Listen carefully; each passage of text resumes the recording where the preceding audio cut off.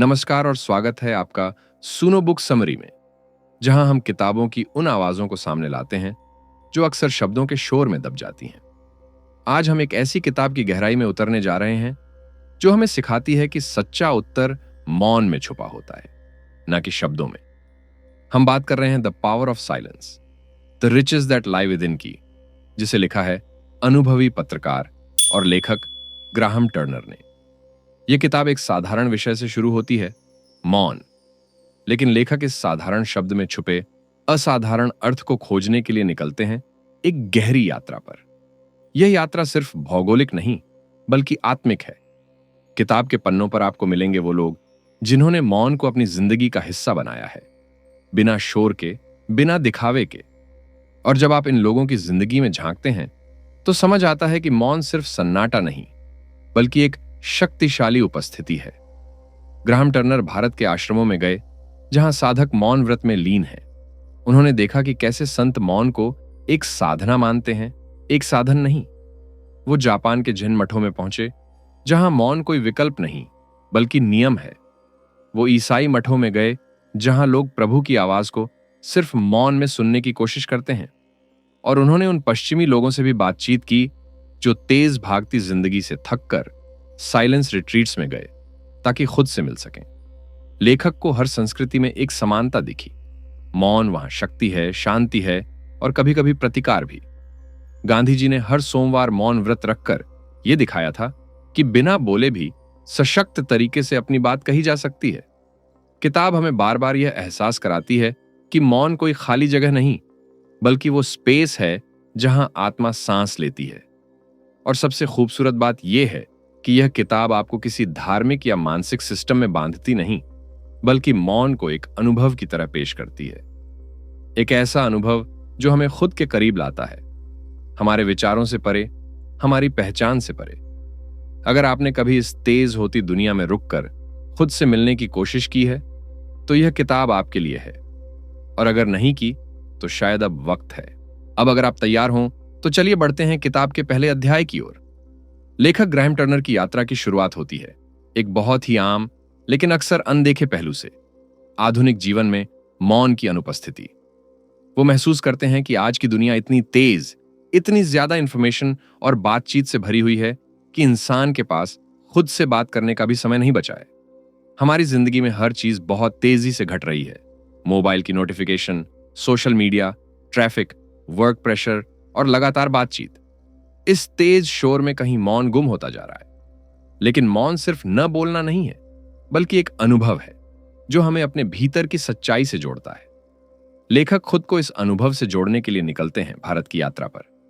वो भारत को इसलिए चुनते हैं क्योंकि यहां सदियों से मौन को साधना और आत्मिक शुद्धि का माध्यम माना गया है। सबसे पहले वो पहुंचते हैं एक आश्रम में जहां लोग घंटों, कभी कभी दिनों और हफ्तों तक मौन व्रत रखते हैं। वो इस प्रक्रिया को बाहर से नहीं, भीतर से समझने की कोशिश करते हैं। आश्रम में रहने वाले एक साधक उन्हें बताते हैं कि जब इंसान बोलना बंद करता है तो वो अपने विचारों को साफ साफ सुन पाता है, और जब विचारों का शोर कम होता है तब आत्मा की आवाज पहली बार सुनाई देती है। लेखक को यह जानकर हैरानी होती है कि मौन सिर्फ एक आध्यात्मिक अभ्यास नहीं है बल्कि एक गहन मानसिक उपचार भी है। एक साधक बताते हैं कि जब वो पहली बार मौन साधना में बैठे थे तो उनके भीतर का शोर और बेचैनी उन्हें डराने लगी थी, लेकिन जैसे जैसे उन्होंने उसे स्वीकार किया वैसे वैसे अंदर से शांति और स्थिरता आने लगी। यह प्रक्रिया आसान नहीं थी लेकिन बेहद असरदार थी। ग्राहम टर्नर को यह भी समझ आता है कि मौन सिर्फ खुद से जुड़ने का जरिया नहीं बल्कि दूसरों से जुड़ने का भी माध्यम बन सकता है। एक ध्यान शिक्षक उनसे कहते हैं, जब आप मौन में होते हैं तब आप दूसरों को सच में सुनते हैं। आप जवाब देने के लिए नहीं सुनते बल्कि समझने के लिए सुनते हैं। यही वो जगह है जहां मौन एक रिलेशनल क्वालिटी बन जाता है, वो खामोशी जो रिश्तों में गहराई भर देती है। कुछ दिनों बाद लेखक खुद एक मौन साधना का हिस्सा बनते हैं। शुरुआत में उन्हें बेचैनी, ऊब और असहजता होती है, लेकिन धीरे धीरे उस असुविधा की परतों के नीचे एक गहरी स्पष्टता, स्थिरता और भावनात्मक आजादी उभरती है। उन्हें पहली बार महसूस होता है कि मौन कोई खाली जगह नहीं है, वो एक बहुत ही जीवंत और जागरूक स्थिति है। अब ग्राहम टर्नर भारत से बाहर निकलते हैं और जापान की ओर रुख करते हैं। जहां जैन बौद्ध परंपरा मौन को सिर्फ अभ्यास नहीं बल्कि जीवन का तरीका मानती है। लेखक जापान के एक प्रसिद्ध जैन मठ में पहुंचते हैं, जहां उनका सामना होता है उस मौन से जो सिर्फ बातचीत में नहीं बल्कि हर गतिविधि में शामिल है, चाहे वो चलना हो, खाना हो, ध्यान हो या बागवानी। हर क्रिया इतनी शांत, सधी हुई और सजग होती है कि उसे देखकर लगता है जैसे समय ठहर गया हो। यहां लेखक का परिचय होता है जाजिन से, जो जैन बौद्ध धर्म में ध्यान की एक विधि है। इसमें साधक एक सीधी मुद्रा में बैठकर अपनी सांसों पर ध्यान केंद्रित करता है और हर उस विचार को देखता है जो मन में आता है, लेकिन उसमें उलझता नहीं। लेखक खुद इस अभ्यास में भाग लेते हैं और महसूस करते हैं कि मौन सिर्फ बाहर का नहीं बल्कि सबसे कठिन मौन होता है, भीतर का मौन। शुरुआत में उनके मन में विचारों का तूफान आता है। पिछली बातें, आने वाली चिंताएं, शरीर की बेचैनी, समय का बोझ, सब कुछ उन्हें सताता है। लेकिन जब वो इन सब के बीच स्थिर रहना सीखते हैं, तब उन्हें पहली बार एहसास होता है कि हमारे विचार ही वो शोर हैं जो हमें खुद से काट देते हैं। और यही जैन मौन की सच्चाई है, विचारों के पार जाना और उस खाली जगह में खुद को पाना। इस मठ में लेखक एक भिक्षु से बातचीत करते हैं जो सालों से साइलेंस में साधना कर रहे हैं। भिक्षु बताते हैं कि जब कोई व्यक्ति मौन को गले लगाता है तो वो अपने भीतर की परतों को एक एक करके खोलता है। वो डर, भ्रम और अहंकार की जड़ें देखता है और उन्हें धीरे धीरे मुक्त करता है। मौन उसे सिखाता है कि सच्ची स्वतंत्रता कोई बाहरी उपलब्धि नहीं बल्कि भीतर की स्वीकृति है।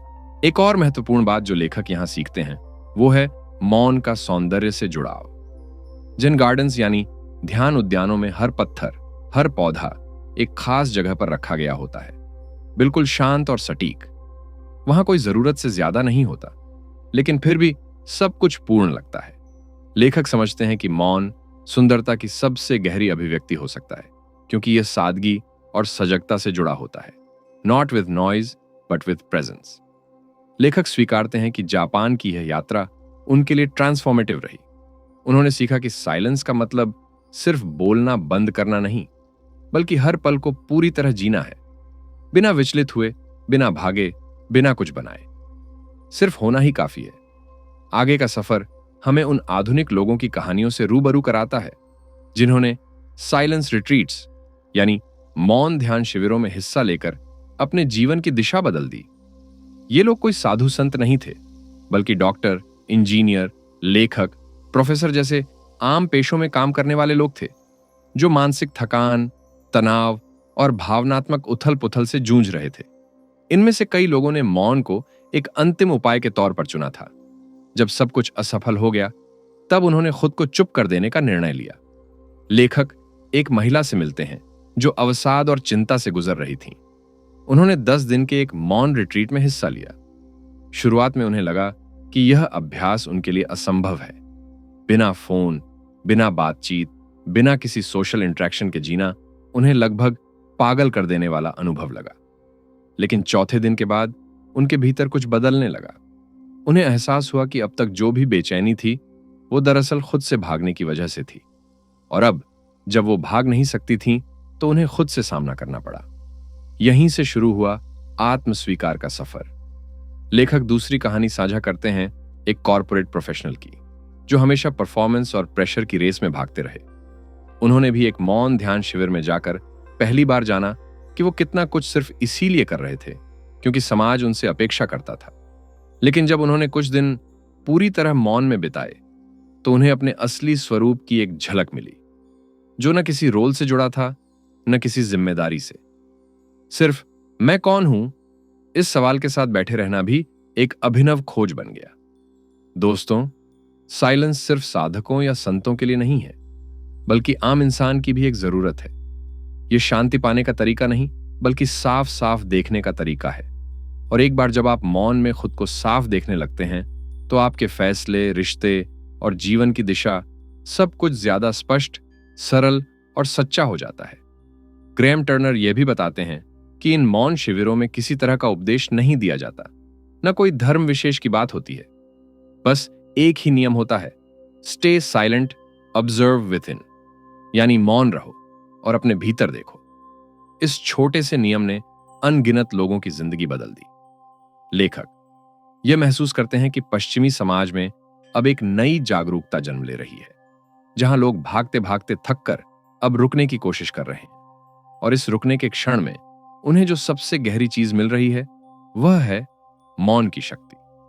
आगे लेखक हमें मौन के प्रभाव को और गहरे तरीके से समझाते हैं। वे हमें बताते हैं कि मौन सिर्फ बाहरी शांति नहीं, बल्कि भीतर की गहरी यात्रा है।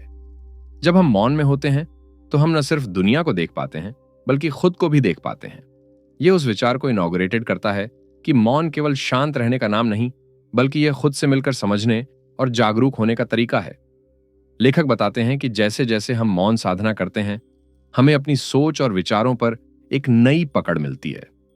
हम समझ पाते हैं कि हमारे विचारों का शोर और उत्तेजना हमारी असली स्थिति को ढक लेते हैं, लेकिन जब हम खुद को चुप कर लेते हैं तो वही विचार हमें खुद की गहराई में प्रवेश करने का रास्ता दिखाते हैं। यही स्थिति स्वयं के साक्षात्कार की ओर ले जाती है।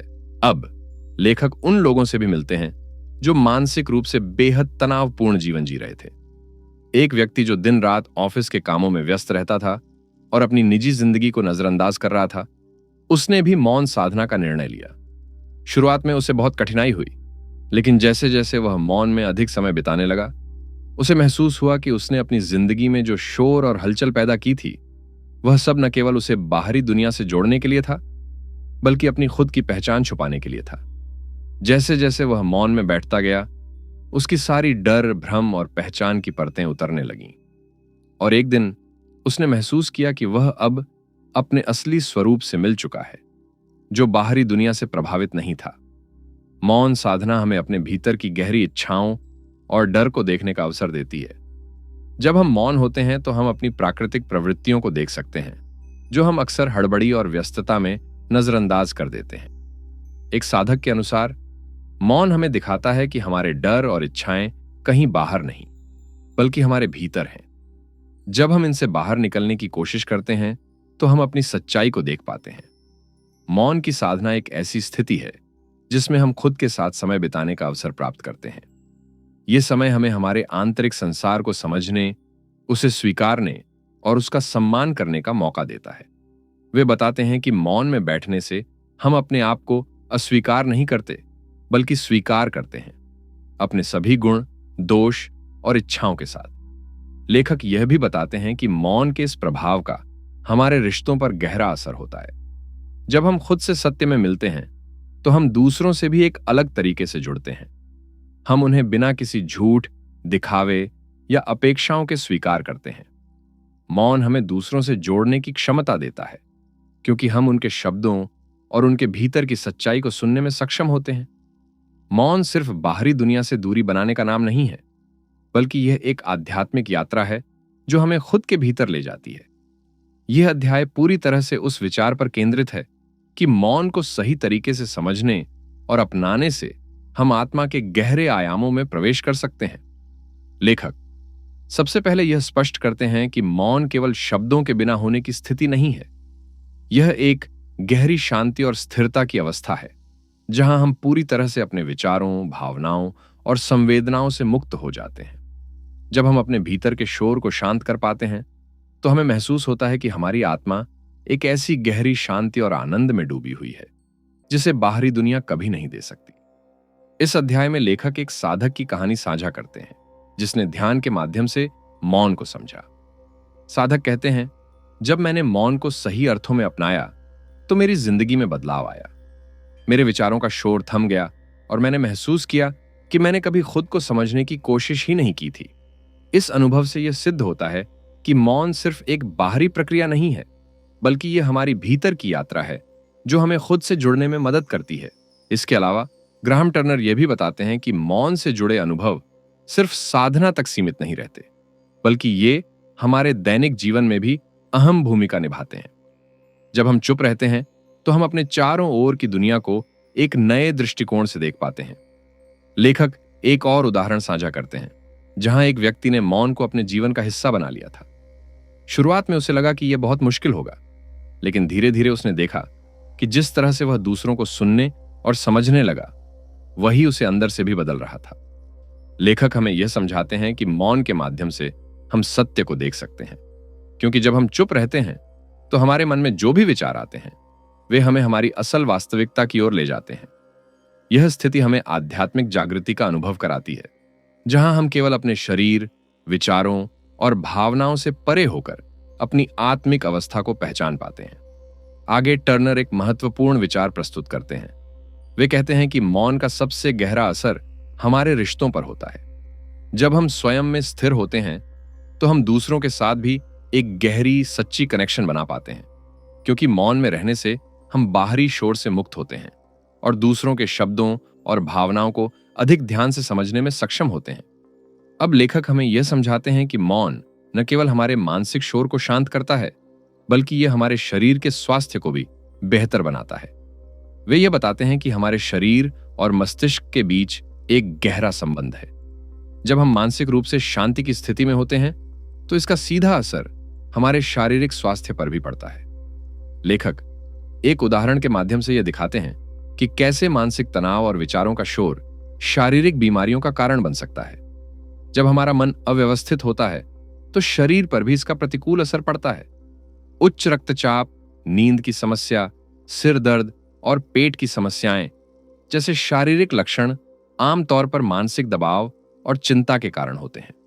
लेकिन जब हम मौन साधते हैं तो यह हमारे शारीरिक तंत्र को आराम देने का एक तरीका बन जाता है। ग्रैहम टर्नर एक वैज्ञानिक अध्ययन का उल्लेख करते हैं जिसमें यह पाया गया कि मौन का अभ्यास करने वाले लोग मानसिक और शारीरिक रूप से अधिक स्वस्थ होते हैं। जब लोग कुछ समय के लिए मौन रहते हैं तो उनके शरीर में स्ट्रेस हार्मोन जैसे कोर्टिसोल का स्तर घटता है और हैप्पी हार्मोन जैसे सेरोटोनिन और डोपामाइन का स्तर बढ़ता है। यह शारीरिक शांति को बढ़ावा देता है और हमें एक गहरी संतुष्टि और आनंद का अनुभव होता है। लेखक एक और दिलचस्प बात बताते हैं कि मौन न केवल मानसिक शांति लाता है, बल्कि यह शारीरिक ऊर्जा को भी बहाल करता है। जब हम चुप रहते हैं तो हम न केवल मानसिक ऊर्जा बचाते हैं, बल्कि हमारी शारीरिक ऊर्जा भी पुनः सक्रिय होती है। कई लोगों ने अनुभव किया है कि मौन के दौरान वे शारीरिक रूप से अधिक सक्रिय महसूस करते हैं और उन्हें अधिक ऊर्जा मिलती है। आगे टर्नर ने एक साधक की कहानी भी साझा की है जो शारीरिक रूप से बेहद थका हुआ था।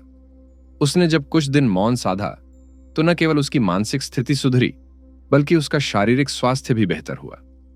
वह पहले दिन की तुलना में अब अधिक ताजगी और ऊर्जा महसूस करता था। मौन एक तरह से एक दीर्घकालिक चिकित्सा का काम करता है।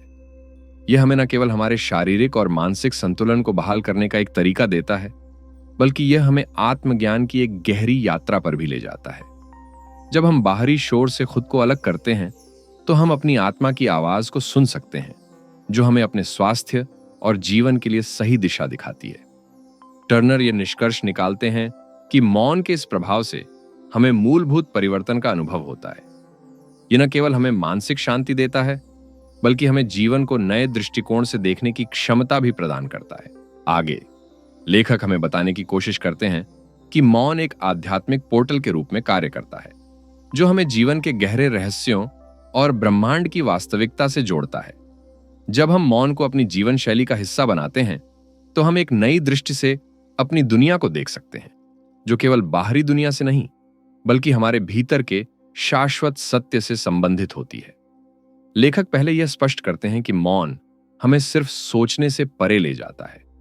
जब हम चुप रहते हैं तो हम मानसिक शोर से मुक्त होकर अपने आत्मा के गहरे स्तर से जुड़ते हैं। यह समय हमें ब्रह्मांड के सत्य को समझने का अवसर देता है, क्योंकि हम खुद से जुड़ने के बाद हम बाहरी दुनिया को एक नई दृष्टि से देख सकते हैं। मौन के इस प्रयोग से हम अपनी भीतर की आंतरिक आवाज को सुनने में सक्षम होते हैं, जो हमें जीवन की सही दिशा दिखाती है। यह आवाज हमें हमारी वास्तविक प्रकृति का एहसास कराती है और हमें हमारी आत्मा की शांति का अनुभव कराती है। वे उदाहरण देते हैं कि कई साधक जिन्होंने मौन साधना की, उन्हें जीवन के गहरे सत्य का अनुभव हुआ। उन्होंने महसूस किया कि जो चीजें वे पहले बाहरी दुनिया में ढूंढ रहे थे, वे सब कुछ अंदर ही थीं। लेखक हमें यह भी बताते हैं कि मौन हमें स्वयं की पहचान का एहसास कराता है। हम जब चुप रहते हैं तो हम समझ पाते हैं कि हमारी असली पहचान केवल हमारे विचारों, भावनाओं या बाहरी परिस्थितियों से नहीं जुड़ी है।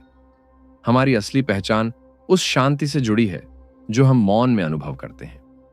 टर्नर एक साधक की कहानी साझा करते हैं जिसने लगातार ध्यान और मौन के अभ्यास के माध्यम से अपनी आत्मा के गहरे सत्य को जाना। वह साधक कहता है, मैंने अपने जीवन में बहुत कुछ देखा, पर जब मैंने मौन को अपनाया तब मुझे एहसास हुआ कि जो शांति और आनंद मैंने बाहर की दुनिया में ढूंढा वह सब मेरे भीतर ही था। मौन हमें आध्यात्मिक जागरण की ओर ले जाता है। यह हमें एक नए दृष्टिकोण से जीवन को देखने और समझने की क्षमता देता है। जब हम मौन में रहते हैं तो हम अपनी आत्मा के साथ एक गहरे संबंध में होते हैं और इस संबंध की शक्ति से हम अपने जीवन में सच्चे बदलाव ला सकते हैं। टर्नर का यह कहना है कि मौन सिर्फ एक शांति की अवस्था नहीं है, बल्कि यह एक गहरी आध्यात्मिक यात्रा है जो हमें आत्मज्ञान और ब्रह्मा के साथ एकता की अनुभूति कराती है। यही कारण है कि मौन को साधना एक जीवन परिवर्तनकारी अनुभव बन सकती है जो हमें अपने सच्चे स्वरूप से जोड़ता है। लेखक हमें यह समझाते हैं कि मौन सिर्फ हमारे व्यक्तिगत अनुभवों तक सीमित नहीं है, बल्कि यह हमारे रिश्तों पर भी गहरा असर डालता है। जब हम मौन को अपनाते हैं तो हम अपने चारों ओर के लोगों के साथ एक गहरी सच्ची कनेक्शन बना पाते हैं। यह कनेक्शन केवल शारीरिक नहीं होता, बल्कि यह आध्यात्मिक होता है जो हमें एक दूसरे की सच्ची भावनाओं और विचारों को समझने की क्षमता देता है। जब हम बातचीत में ज्यादा बोलने की बजाय शांत रहते हैं तो हम सामने वाले व्यक्ति को पूरी तरह से सुनने का अवसर देते हैं। जब हम दूसरों की बातों को पूरी तरह से सुनते हैं तो हम न केवल उनकी बातों को समझ पाते हैं, बल्कि उनकी भावनाओं और दृष्टिकोणों को भी महसूस कर पाते हैं। यह संबंधों में एक गहरी समझ और सहानुभूति का निर्माण करता है। टर्नर के अनुसार मौन से हम रिश्तों में सत्य को भी स्थापित कर सकते हैं। जब हम शब्दों की बजाय मौन में रहते हैं तो हम अपनी असल भावनाओं और विचारों को गहरे स्तर पर महसूस कर पाते हैं और यह हमें दूसरों के साथ अधिक ईमानदार और खुले बनाता है। वे उदाहरण देते हैं कि कई लोग अपने रिश्तों में केवल शब्दों के कारण ही गलत फहमियों और तनावों का सामना करते हैं, लेकिन जब हम मौन में रहते हैं तो हम अपने रिश्तों में शांति और समझ ला सकते हैं। मौन हमारे रिश्तों में सद्भाव और सम्मान को बढ़ावा देता है। जब हम चुप रहते हैं तो हम सामने वाले की बातों और भावनाओं को मानते हैं और इस प्रक्रिया में हम उन्हें अपना सम्मान देते हैं। एक व्यक्ति कहता है, जब मैंने अपने रिश्तों में मौन को अपनाया तो मैंने पाया कि मेरे और मेरे प्रियजनों के बीच एक गहरी समझ और सम्मान का वातावरण बन गया। मौन का अभ्यास हमें आपसी विवादों को सुलझाने में मदद करता है। अक्सर जब हम गुस्से में या तनाव में होते हैं तो हम बिना सोचे समझे बोलते हैं और इससे हमारी बहसें बढ़ सकती हैं। लेकिन जब हम मौन को अपनाते हैं तो हम अपने शब्दों को सावधानी से चुन सकते हैं और शांतिपूर्वक अपने दृष्टिकोण को व्यक्त कर सकते हैं। इससे रिश्तों में सामंजस्य बना रहता है और हम किसी भी विवाद को अधिक समझदारी से सुलझा सकते हैं। टर्नर एक गहरी सत्य की ओर इशारा करते हैं। वे बताते हैं कि मौन हमें आध्यात्मिक रूप से जुड़ने की शक्ति प्रदान करता है। जब हम चुप रहते हैं और अपने भीतर की शांति को महसूस करते हैं तो हम अपने रिश्तों में भी उस शांति को फैलाने की क्षमता प्राप्त करते हैं। यह हमें न केवल अपने जीवन साथी, परिवार और दोस्तों के साथ, बल्कि समाज के साथ भी गहरे संबंध बनाने की क्षमता देता है। दोस्तों, मौन से हम सिर्फ बाहरी शोर से ही नहीं, बल्कि आंतरिक शोर से भी छुटकारा पा सकते हैं। हमारी अंदर की दुनिया अक्सर अत्यधिक विचारों, चिंताओं और अव्यवस्थित भावनाओं से भरी होती है। जब हम मौन में रहते हैं तो हम इन विचारों और भावनाओं से मुक्त हो जाते हैं और हम अपने भीतर की आध्यात्मिक शांति और आत्मज्ञान का अनुभव करने में सक्षम होते हैं। लेखक एक उदाहरण देते हैं जिसमें एक व्यक्ति मानसिक रूप से थका हुआ था और उसके मन में लगातार नकारात्मक विचार चलते रहते थे। उसने जब मौन का अभ्यास करना शुरू किया तो उसने महसूस किया कि जैसे ही वह शांत होता है, उसके भीतर से नकारात्मकता और चिंता धीरे धीरे गायब हो जाती है। यह शांति उसे न केवल मानसिक स्थिरता प्रदान करती थी, बल्कि यह शारीरिक रूप से भी उसे अधिक ताजगी और संतुलन का अनुभव कराती थी। मौन हमें अपने आप से सच्चे संवाद करने का अवसर देता है। जब हम खुद से सही और स्पष्ट संवाद करते हैं तो हम अपने जीवन के उद्देश्य और दिशा को समझने में सक्षम होते हैं। मौन में हम अपने अस्तित्व की गहराइयों में उतर सकते हैं और अपनी सच्ची इच्छाओं और प्रवृत्तियों को पहचान सकते हैं। यह हमें अपनी जीवन यात्रा में सही मार्गदर्शन प्राप्त करने में मदद करता है। आगे लेखक एक और महत्वपूर्ण बिंदु पर जोर देते हैं, मौन और शांति का संबंध। वे बताते हैं कि जब हम मौन में रहते हैं तो हम शांति का अनुभव करते हैं, जो हमारे जीवन में स्थिरता और सामंजस्य लाती है। यह शांति हमारे निर्णयों, विचारों और प्रतिक्रियाओं को संतुलित करती है और हमें जीवन में अधिक स्थिरता प्राप्त करने में मदद करती है। टर्नर कहते हैं, जब मैंने मौन को अपनाया तो मैंने पाया कि जीवन की जटिलताएं और समस्याएं मुझे उतना परेशान नहीं करती जितना पहले करती थीं। अब मैं उन सभी चीजों को शांति से स्वीकार कर लेता हूं। लेखक यह भी बताते हैं कि अर्थपूर्ण जीवन जीने के लिए हमें अपनी आंतरिक शांति से जुड़ने की जरूरत है। जब हम मानसिक और भावनात्मक रूप से शांत होते हैं तो हम बाहरी दुनिया की अस्थिरता से प्रभावित नहीं होते। हम अपना ध्यान अपने आध्यात्मिक उद्देश्य की ओर लगा सकते हैं और जीवन में ज्यादा संतुष्टि और आनंद पा सकते हैं। मौन हमें न केवल मानसिक शांति और स्थिरता देता है, बल्कि यह हमें जीवन के गहरे अर्थ को समझने का भी एक अवसर प्रदान करता है। जब हम मौन में रहते हैं तो हम न केवल बाहरी संसार को, बल्कि अपनी भीतर की दुनिया को भी अधिक स्पष्टता से देख सकते हैं। इस प्रकार मौन हमें जीवन के सबसे महत्वपूर्ण पहलुओं को समझने की क्षमता देता है, जो हमें सही मार्गदर्शन और संतुलन प्रदान करता है। जब हम मौन को अपनाते हैं तो हम अपनी आंतरिक सत्यता से जुड़ते हैं। हम अपने जीवन में जो भी घटनाएं घटित हो रही होती हैं, उन्हें बिना किसी पूर्वाग्रह के पूरी तरह से स्वीकार करने की क्षमता प्राप्त करते हैं। यह स्वीकृति हमें केवल बाहरी घटनाओं तक सीमित नहीं होती, बल्कि यह हमारे भीतर के शोर को भी शांत करती है, जिससे हम अपने आत्मा की गहरी आवाज को सुन सकते हैं। लेखक उदाहरण देते हैं कि एक व्यक्ति जो जीवन में लगातार कठिनाइयों और असफलताओं का सामना कर रहा था, उसने मौन साधना के दौरान महसूस किया कि वह अपने अंदर की डर और चिंताओं से मुक्त हो सकता है।